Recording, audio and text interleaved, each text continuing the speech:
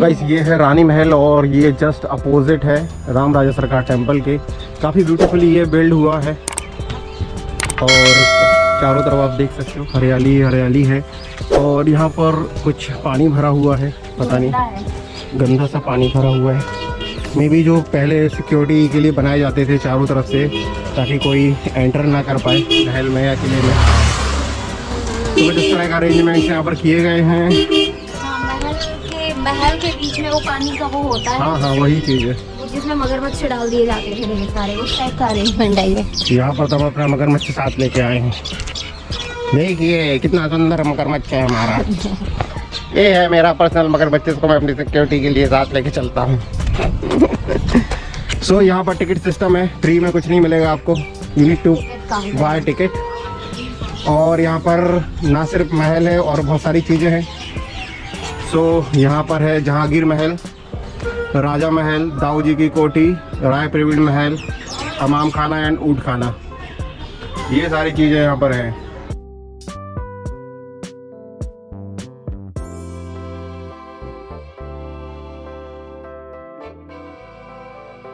Guys इस महल के अंदर टोटल 27 पॉइंट्स हैं घूमने के लिए और मुझे नहीं लगता कि मैं इतने पॉइंट घूम पाऊंगा।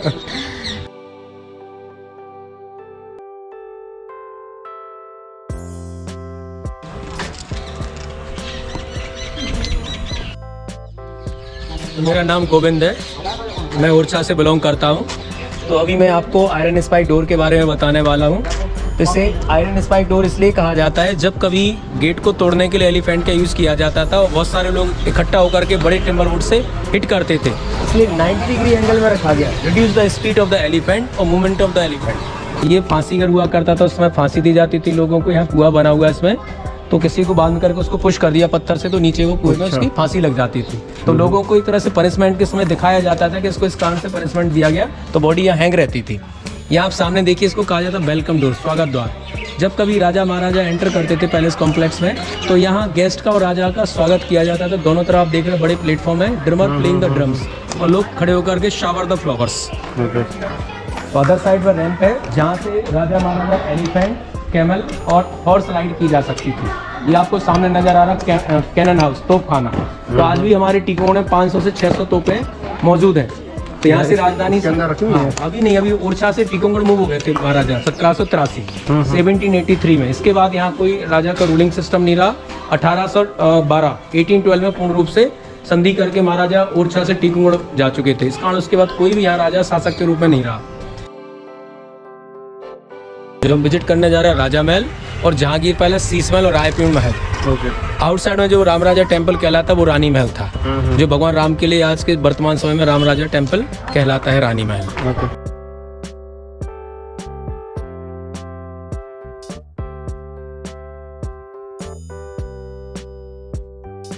ये सामने जो आपको बिल्डिंग नजर आ रही है नौबत खाना कहलाता है, रॉयल म्यूजिक गैलरी।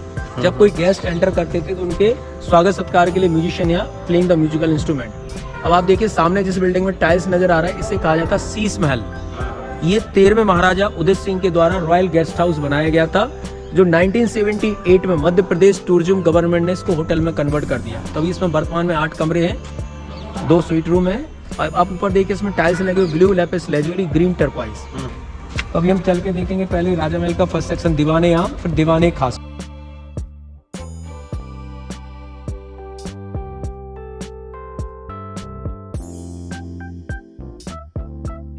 अभी हम लोग आ चुके राजा महल के फर्स्ट सेक्शन दीवाने आम, पब्लिक ऑडियंस हॉल, इसको पब्लिक मीटिंग।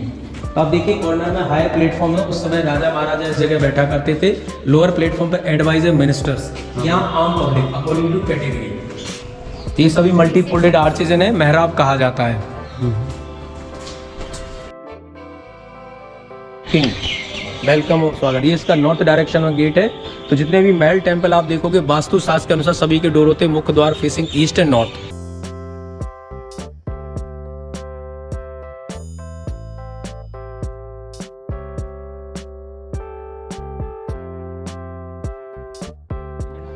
अभी हम राजा महल के सेकंड सेक्शन दीवाने खास में आ चुके हैं। दीवाने खास means private audience hall.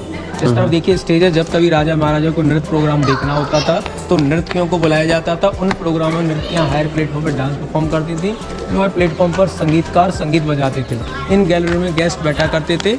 Other side आप देखिए मीटिंग रूम है। जब कभी राजाओं को गुप्त चर्चाएं करना होता है इसलिए मीटिंग ली जाती थी, तो इन रूमों में उपयोग किया जाता था। उन मीटिंगों में एडवाइजर, मिनिस्टर्स और पड़ोसी राजाओं को बुलाया जाता था। ये छोटा टैंक है जिसमें पानी भरा जाता था, पानी के साथ इत्र डाली जाती थी मीटिंग के समय। इसका थर्ड सेक्शन है लिविंग अपार्टमेंट, जहाँ विष्णु के 10 अवतार की पेंटिंग आज भी बहुत अच्छी अवस्था में बनी हुई है। अभी हम आ चुके ड्राइंग रूम, सिटिंग रूम। इसे बारादरी भी कहते हैं। जिस कमरे में 12 डोर उसको कहते हैं बारादरी।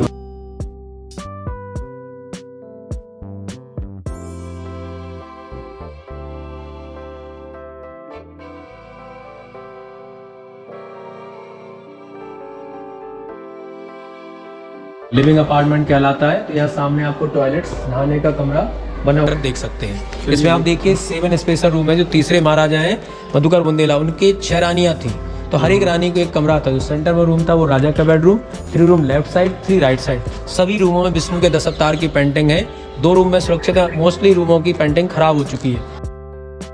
ये मेन बेडरूम है जिसमें विष्णु के 10 अवतार की पेंटिंग बनी हुई है। अब यहाँ से देखिए, पहला विष्णु का अवतार है फिश, मत्स्य अवतार, शंका से मदद करके फिश इंcarnation first, second turtle Kurma, third देखिए वाइट पिग अपनी टेस्ट में पृथ्वी को लिपटे हुए, fourth Narasimha, half human half lion, आधा मानव आधा शेर, वाइट कलर में जो दिख रहा है आपको इधर कॉर्नर।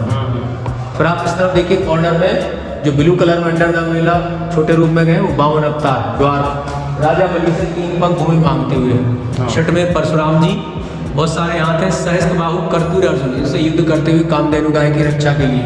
फिर यहाँ देखिए सीमित राम जी, सीता जी, तीनों ब्रदर, हनुमान जी, जामवंती, राम का वर्णन दर्शाया गया। फिर 8 देखिए आप कृष्ण, राधा, सुदामा जी, और दोनों लोगों के बीच में बैठी हुई अवस्था बुद्ध। तो बुद्धिज्म के अनुसार बुद्धा 9वां अवतार विष्णु का नहीं है। हिंदुओं के अनुसार बुद्धा 9वां अवतार है। Less than 1% Buddhist people India, 0.8%। Last में आप देखिए कल की जो घोड़े के सामने खड़े हुए, तो इनका जन्म होगा संबल प्लेस 86 से 2 वर्ष, 8,500 वर्ष का समय है। 4,500 वर्ष हो चुके हैं, 4,000 वर्ष बाकी है। यानी एक तरह से हम ये देख रहे हैं कि क्या है, हिंदू मैथोलॉजी के अनुसार स्टोरी है, पर अगर साइंस की दृष्टि से क्या है, एवोल्यूशन है। जल से थल की ओर जीव का विकास दर्शाया गया। ये राम दरबार दर्शाया गया। एक प्लास्टर की स्पेशल विशेषता है एक तरह से। उसमें हवा आती है। हाँ, ये जब गर्म हवा टकराएगी मई जून में तो कन्वर्ट कोल्ड विंड, तो ठंडी हवा भारी होने के कारण नीचे को मूव करती है और गर्म हवा हल्की होने के कारण ऊपर को मूव करती है। यदि हम गेट बंद कर देंगे तो ऊपर के वेंटिलेशन से गर्म हवा निकलेगी, नीचे वाले वेंटिलेशन से ठंडी हवा आएगी। यदि हम गेट खोल देंगे तो सारे वेंटिलेशन से ठंडी हवा ब्लो होगी इस डायरेक्शन में। इस आने में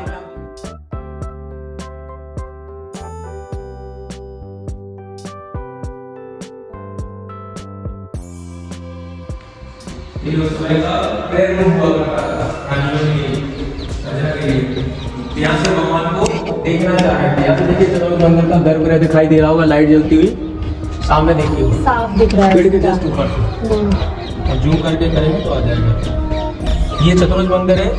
तो ये मधुकर बुंदेला ने 1574 में इसका निर्माण कार्य कराया। 78 में निर्माण हुआ, फिर बीच में रुक गया अकबर के टेक के कारण। तो बाहर से ट्रेवलर फॉर्म है, अंदर आएगा का। तो वो बाद 1800 में मल्लार के बाद ऋषि महाराज ने इसका जीर्णोद्धार कराया 1722 में। इसमें राधा कृष्ण की मूर्ति रखी थी धातु की, जो बाद में चोरी गई यहाँ से, तो झांसी की आती है तालाब में बरामद हुई।